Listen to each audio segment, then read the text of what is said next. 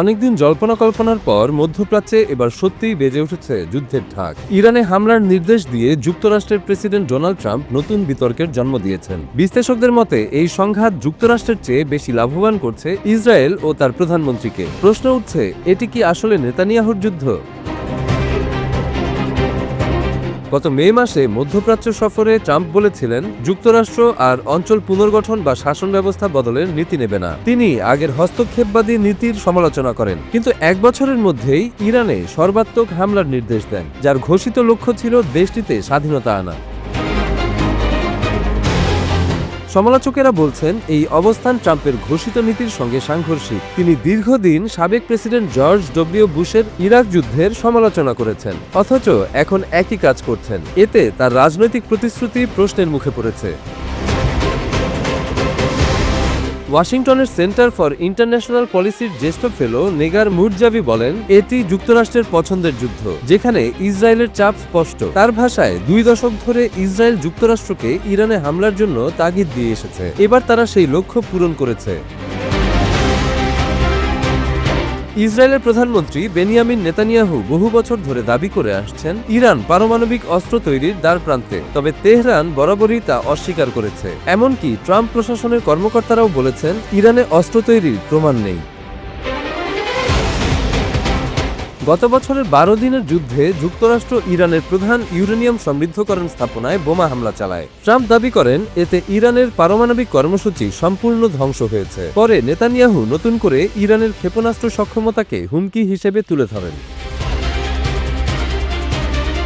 Trump কংগ্রেসে দেওয়া ভাষণে বলেন, ইরান এমন ক্ষেপণাস্ত্র তৈরি করছে যা ইউরোপ ও যুক্তরাষ্ট্রকেও হুমকির মুখে ফেলে দিতে পারে। তবে এ দাবির পক্ষে প্রকাশ্যে কোনো প্রমাণ উপস্থাপন করা হয়নি। তেহরান জোর দিয়ে বলছে এসব অভিযোগ ভিত্তিহীন। জনমত জরিপ বলছে ইরানের সঙ্গে নতুন যুদ্ধে যুক্তরাষ্ট্রের জনগণের সমর্থন কম। মেরিল্যান্ড বিশ্ববিদ্যালয়ের এক জরিপে মাত্র 21% অংশগ্রহণকারী যুদ্ধের পক্ষে মত দিয়েছেন।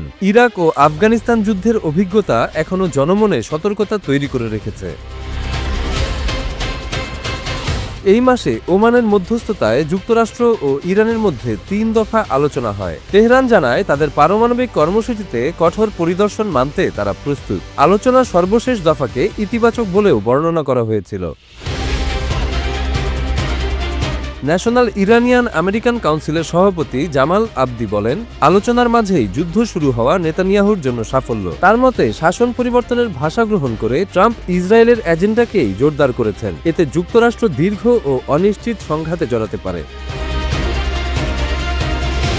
হামলার ঘোষণা দিয়ে ট্রাম্প বলেন, যুক্তরাষ্ট্রের নিরাপত্তা রক্ষাই তার লক্ষ্য। তবে সমালোচকেরা প্রশ্ন তুলছেন, 10,000 কিলোমিটার দূরের ইরান আদৌ যুক্তরাষ্ট্রের সরাসরি হুমকি কিনা। এই বিতর্কের মধ্যেই মধ্যপ্রাচ্য অনিশ্চয়তার ঝড়ের মধ্যে পড়ে গেছে। প্রতিটি মুহূর্তে নতুন উত্তেজনা, নতুন সংকট। এবার পরিস্থিতি যে কোনো সময় বদলে যেতে পারে।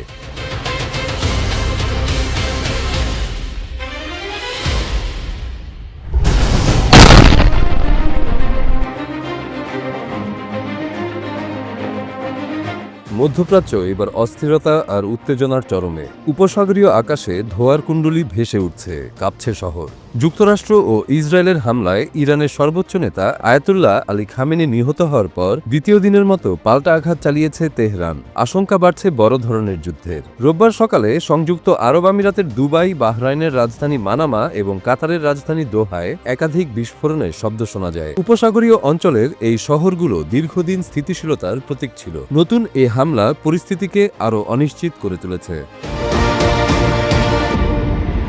দোহায় প্রত্যক্ষদর্শীরা জানান, শহরের দক্ষিণ প্রান্তে কয়েকটি জোরালো বিস্ফোরণের পর আকাশে ঘন কালো ধোঁয়া উঠতে দেখা যায়। পরিষ্কার সকালের আকাশ মুহূর্তেই ধোঁয়ায় ঢেকে যায়। স্থানীয়দের মধ্যে আতঙ্ক ছড়িয়ে পড়ে। দুবাইয়েও কিছুক্ষণের মধ্যে নতুন করে বিস্ফোরণ শোনা যায়। আকাশে ক্ষেপণাস্ত্র প্রতিরোধের সাদা ধোঁয়া দেখা যায়। জেবেল আলী বন্দরের ওপর ঘন কালো ধোঁয়া উঠতে থাকে। এটি মধ্যপ্রাচ্যের অন্যতম ব্যস্ত বন্দর। মানামাতেও অন্তত 4টি জোরালো বিস্ফোরণের খবর পাওয়া গেছে, তবে তাৎক্ষণিকভাবে হতাহত বা বড় ধরনের ক্ষয়ক্ষতির তথ্য পাওয়া যায়নি। শনিবারও একই ধরনের হামলা চালিয়েছিল ইরান। শুধু ওমান এতে বাদ ছিল, যারা যুক্তরাষ্ট্র ইরান পরমাণু আলোচনায় মধ্যস্থতা করেছিল।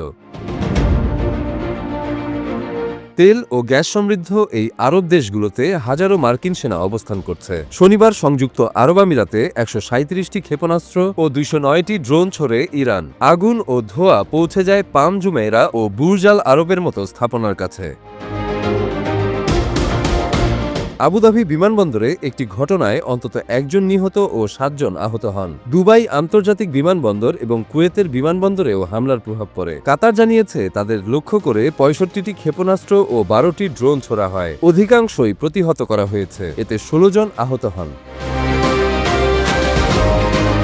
জর্ডানের রাজধানী আম্মানের আকাশসীমায় ঢোকা ক্ষেপণাস্ত্র প্রতিরোধ করা হয়েছে বলে জানিয়েছে আল জাজিরা আরব। কুয়েতেও সাইরেন বেজে ওঠে। উত্তর ইরাকের এরবিল আন্তর্জাতিক বিমানবন্দরের কাছে একটি ড্রোন বিধ্বস্ত হয়েছে। সেখানে আন্তর্জাতিক জোটের অংশ হিসেবে মার্কিন সেনা রয়েছে। ইরানের প্রেসিডেন্ট মাসুদ পেজেশকিয়ান খামেনির হত্যাকে মহা অপরাধ বলেছেন। দেশটির সশস্ত্র বাহিনীর প্রধান আব্দুর রহিম মুসাভিও যুক্তরাষ্ট্র ইসরায়েলের যৌথ হামলায় নিহত হয়েছেন। পার্লামেন্ট স্পিকার মোহাম্মদ বাঘের গালিবাফ যুক্তরাষ্ট্র ও ইসরায়েলকে লাল রেখা অতিক্রমের অভিযোগে কঠোর হুঁশিয়ারি দেন। এদিকে ট্রাম্প হুঁশিয়ারি দিয়ে বলেছেন, ইরান প্রতিশোধ নিলে এমন শক্তি প্রয়োগ করা হবে যা এর আগে কখনো দেখা যায়নি। অন্যদিকে ইসরায়েল জানিয়েছে পশ্চিম ও মধ্য ইরানে 30টির বেশি লক্ষ্যবস্তুতে তারা হামলা চালিয়েছে এবং তা অব্যাহত থাকবে। শনিবার থেকে ইরানে অন্তত 201 জন নিহত হয়েছেন। দক্ষিণাঞ্চলীয় মিনাব শহরের একটি প্রাথমিক বালিকা বিদ্যালয়ে হামলায় অন্তত 148 জন প্রাণ হারিয়েছেন। ইরানের বিপ্লবী গার্ড বাহিনী জানিয়েছে তারা 27টি মার্কিন ঘাঁটি ও ইসরায়েলের কয়েকটি সামরিক স্থাপনায় পাল্টা আঘাত হেনেছে। ইসরায়েলে ভোর 6টার পর তেল আবিব সহ বিভিন্ন শহরে সাইরেন বাজে। বিস্ফোরণের শব্দে কেঁপে ওঠে এলাকা। এদিকে খামেনির মৃত্যুর পর ইরানে 3 সদস্যের অন্তর্বর্তী পরিষদ গঠন করা হয়েছে। দেশ জুড়ে 7 দিনের সরকারি ছুটি ও 40 দিনের শোক ঘোষণা করা হয়েছে। এখন পরিস্থিতি কোন দিকে গড়ায় সেদিকে তাকিয়ে আছে পুরো বিশ্ব।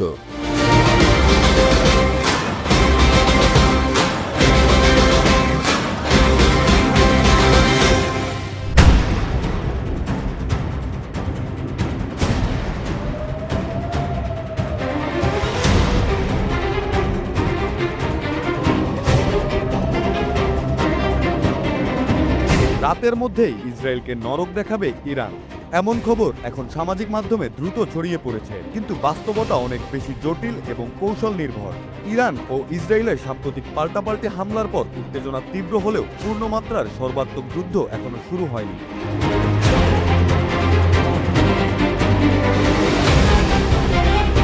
ইরান অতীতে সরাসরি ও পরোক্ষ উভয় কৌশল ব্যবহার করেছে। ক্ষেপণাস্ত্র ও ড্রোন হামলা, পাশাপাশি আঞ্চলিক মিত্র গোষ্ঠীর মাধ্যমে চাপ সৃষ্টি। কিন্তু এক রাতেই সিদ্ধান্ত, এমন ধরনের সামরিক সমাধান আধুনিক যুদ্ধে বিরল। কারণ প্রতিটি বড় আঘাতের পরেই পাল্টা আঘাতের ঝুঁকি বহুগুণ বাড়ে।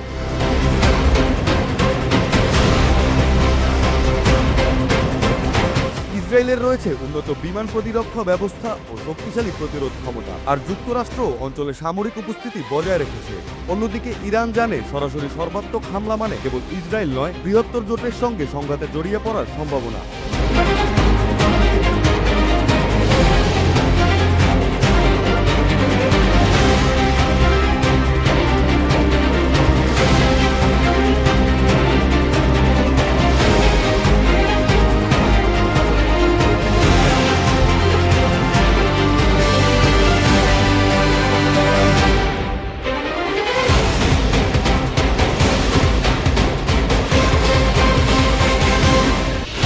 ফলে তেহরান সাধারণত ক্যালিব্রেটেড এসকেলেশন অর্থাৎ সীমিত কিন্তু বার্তাবহ আঘাত করার পদ্ধতি বেছে নেয়, যাতে প্রতিরোধ দেখানো যায় কিন্তু পূর্ণাঙ্গ যুদ্ধ এড়ানো যায়।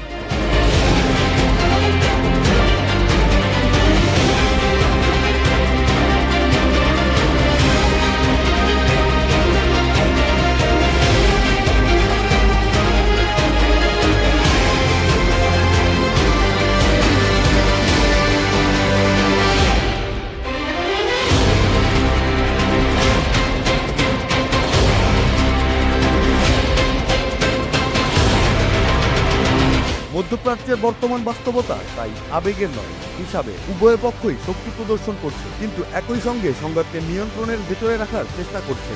প্রশ্নটি তাই নরক দেখাবে কিনা নয়, বরং কতদূর পর্যন্ত যাবে আর কোথায় থামবে।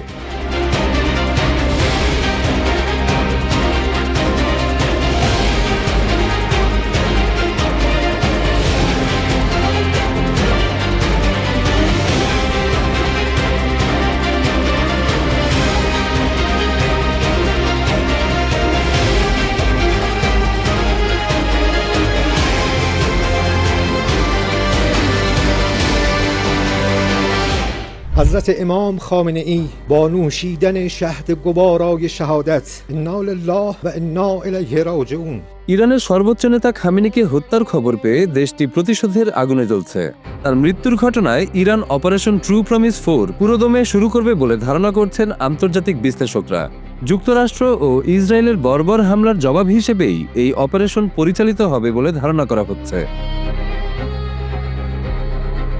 ফেব্রুয়ারি 28, 2026-এর আগের যৌথ হামলার সময় যুক্তরাষ্ট্র ও ইসরায়েল ইরানের বিভিন্ন স্থাপনা লক্ষ্য করে আঘাত হানে। এই হামলায় সরকারি ভবন ও পারমাণবিক স্থাপনা ক্ষতিগ্রস্ত হয়।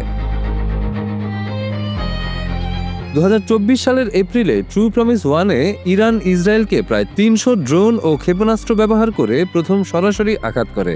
2024-এর অক্টোবরে ট্রু প্রমিস 2-এ প্রায় 200 ব্যালিস্টিক ক্ষেপণাস্ত্র নিক্ষেপ করা হয়।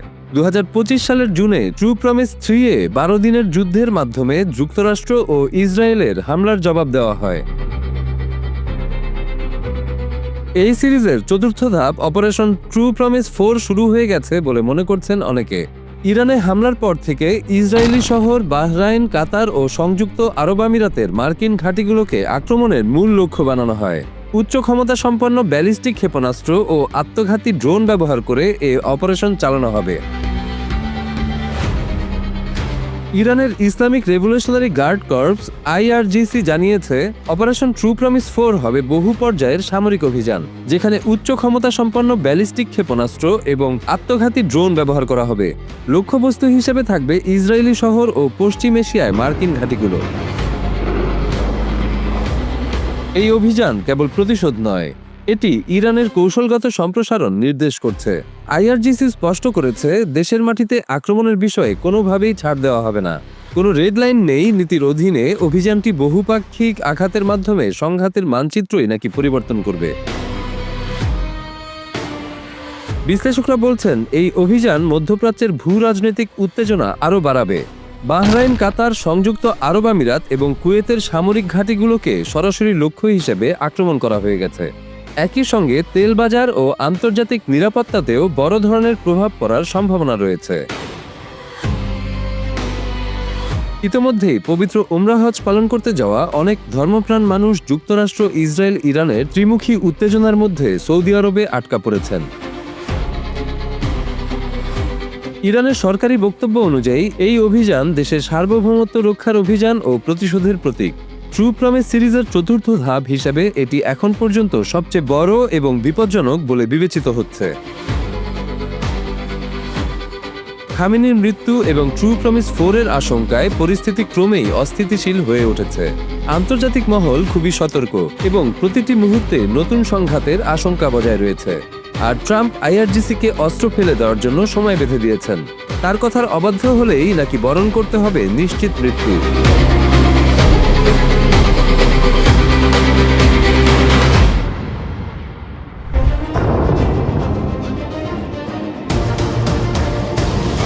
প্রতিদিনই বদলে যাচ্ছে মধ্যপ্রাচ্যের শক্তির ভারসাম্য। যুদ্ধের ঢাকঢোল যখন পুরোপুরি বেজে উঠল, ঠিক তখনই ইরানও নিজের অস্ত্র ভাণ্ডার খুলে দেখালো বিশ্ববাসীকে। ইরানের সামরিক শক্তির প্রধান স্তম্ভ তার বিশাল ও বৈচিত্র্যময় ক্ষেপণাস্ত্র ভাণ্ডার। এই ভাণ্ডার শুধু সংখ্যায় বড় নয়, প্রযুক্তিগত দিক থেকেও ক্রমশ পরিণত ও মারাত্মক হয়ে উঠছে।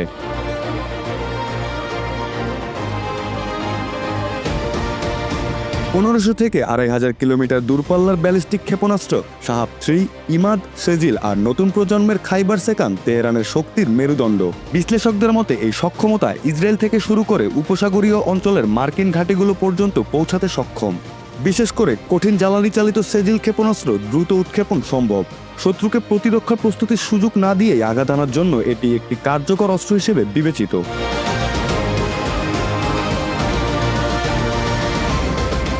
স্বল্প পাল্লার ফাতেহ সিরিজও কম ভয়ঙ্কর নয়। প্রায় নির্ভুল নিশানার জন্য পরিচিত এই সিরিজের জুলফিকার ও কিয়াম 1 ক্ষেপণাস্ত্র 2020 সালে ইরাকের আইন আল আসাদ ঘাঁটিতে ব্যবহৃত হয়েছিল।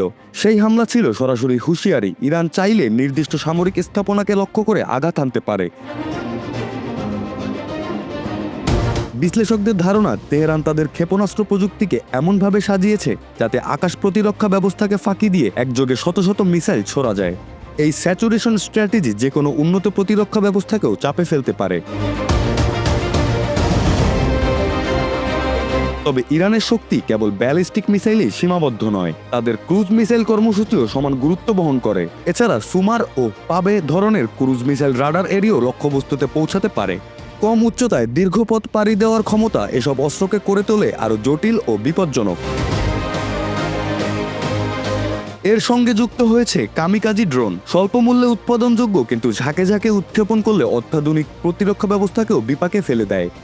গুরুত্বপূর্ণ বন্দর, জ্বালানি অবকাঠামো কিংবা সামরিক স্থাপনা সবই হয়ে উঠতে পারে লক্ষ্যবস্তু। ড্রোন ও মিসাইলের সমন্বিত ব্যবহার যুদ্ধে নতুন কৌশলের ইঙ্গিত দিচ্ছে।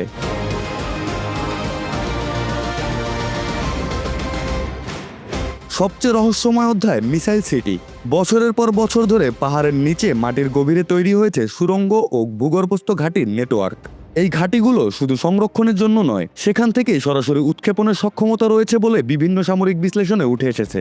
প্রথম দফার বিমান বা ক্ষেপণাস্ত্র হামলায় যাতে মূল শক্তি অক্ষত থাকে, সেই কৌশলগত নিরাপত্তা বলয় গড়ে তুলেছে তেহরান। এই ভূগর্ভস্থ অবকাঠামো তেহরানের জন্য দ্বৈত সুবিধা তৈরি করেছে। একদিকে প্রতিরোধ, অন্যদিকে দীর্ঘমেয়াদী পাল্টা আঘাতের সক্ষমতা। ফলে যে কোনো শক্তির জন্য ইরানকে দ্রুত দমন করা কঠিন হয়ে দাঁড়ায়।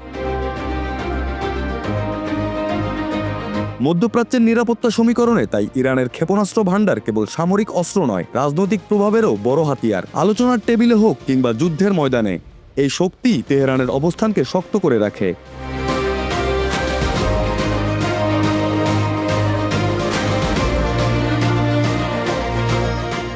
ইরানের সর্বোচ্চ নেতা আয়াতুল্লাহ আলী খামেনির মৃত্যুর পর এবার প্রতিশোধের ঘোষণা দিল ইরান। বিশ্বকে তেলে মারার ঘোষণায় যেন এবার বিপদেই পড়েছে যুক্তরাষ্ট্র, ইসরায়েল সহ মধ্যপ্রাচ্যে যুক্তরাষ্ট্রের মিত্ররা। সম্পূর্ণরূপে হরমুজ প্রণালী বন্ধ করার ঘোষণা দিল তেহরান। এই মুহূর্তে মার্কিন প্রশাসনকে শায়েস্তা করতে এটি তেহরানের সবচেয়ে বড় চাল। শনিবার থেকে পারস্য উপসাগরের প্রবেশদ্বার এই সরু জলপথ দিয়ে জাহাজ চলাচল বন্ধ করেছে IRGC। ইরানের আধা সরকারি সংবাদ মাধ্যম তাসনিম জানায়, এই এলাকায় অবস্থানরত সব জাহাজকে এই পথ ব্যবহার না করতে DHF রেডিও বার্তায় সতর্ক করা হচ্ছে। কোনো বাণিজ্যিক বা পণ্যবাহী জাহাজকে প্রবেশের অনুমতি দিচ্ছে না দেশটি। ইউরোপীয় ইউনিয়নের নৌ মিশনের কর্মকর্তারাও আন্তর্জাতিক সংবাদ মাধ্যমকে জানিয়েছেন, পরিস্থিতি অত্যন্ত উত্তেজনাপূর্ণ। জাহাজগুলোকে বারবার রেডিও সিগন্যালে পথ পরিবর্তনের নির্দেশ দেওয়া হচ্ছে। ফলে পারস্য উপসাগরে আটকা পড়েছে শত শত তেলের ট্যাঙ্কার ও কন্টেইনারবাহী জাহাজ। বিশ্ব জ্বালানি সরবরাহ ব্যবস্থায় নেমে এসেছে অচলাবস্থার ছায়া। মাত্র 33 কিলোমিটার প্রশস্ত হরমুজ প্রণালী মধ্যপ্রাচ্যের তেল রপ্তানির প্রধান দরজা। যুক্তরাষ্ট্রের জ্বালানি তথ্য প্রশাসনের তথ্য অনুযায়ী বিশ্বের মোট সমুদ্রপথে পরিবাহিত জ্বালানি তেলের প্রায় 20% প্রতিদিন এই পথ দিয়ে যায়। গড়ে প্রায় 2 কোটি ব্যারেল তেল প্রতিদিন এখান দিয়ে ভারত মহাসাগরের দিকে অগ্রসর হয়। পাশাপাশি বিপুল পরিমাণ তরলীকৃত LNGও একই রুটে পরিবাহিত হয়। এই রুট বন্ধ হওয়া মানে বিশ্ববাজারে তাৎক্ষণিক বড় ধাক্কা। খবর ছড়িয়ে পড়ার পরই ব্রেন্ট ক্রুডের দাম লাফিয়ে ব্যারেল প্রতি $73 পৌঁছেছে। বিনিয়োগ প্রতিষ্ঠানগুলো বলছে, ইরান যদি অনুমতি না দেয় তবে দ্রুত তেলের দাম $100 থেকে $110 পর্যন্ত ছাড়িয়ে যেতে পারে। বিশ্লেষকদের মতে এটি কেবল তেলের বাজারে সংকট নয়, এটি বৈশ্বিক অর্থনীতির শিরায় আঘাত। সরবরাহ শৃঙ্খল ভেঙে পড়লে ইউরোপ ও এশিয়ার বহু দেশ বিদ্যুৎ ও জ্বালানি সংকটে পড়বে। পরিবহন ব্যয় বাড়বে কয়েক গুণ। সেই ধাক্কা গিয়ে পড়বে নিত্যপণ্যের বাজারে। মুদ্রাস্ফীতি আকাশচুম্বী হলে সাধারণ মানুষের জীবনযাত্রার ব্যয় অসহনীয় হয়ে উঠবে।